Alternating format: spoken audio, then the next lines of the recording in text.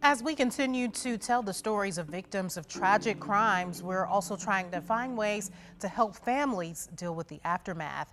One of the toughest times after a death, that first 48 hours after.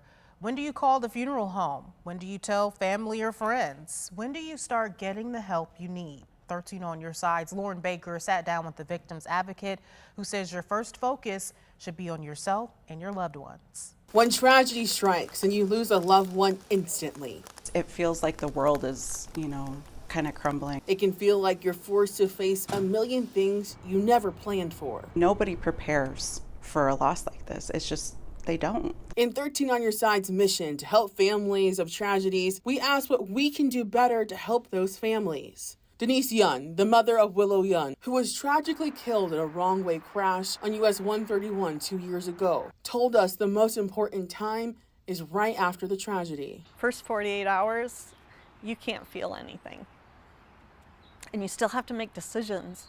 So what do you do? Grand Rapids Victim Services Coordinator Clarissa Novak says you should first focus on making it through the day. Some of the biggest things that I'll tell family is, for the most part, the biggest thing in the 24 hours is they just need to survive the night. Find some support, figure out kind of what they need. She says support can include working with advocates at her office who will provide resources for things like financial and grief support. They will come with information on things like grief or financial assistance.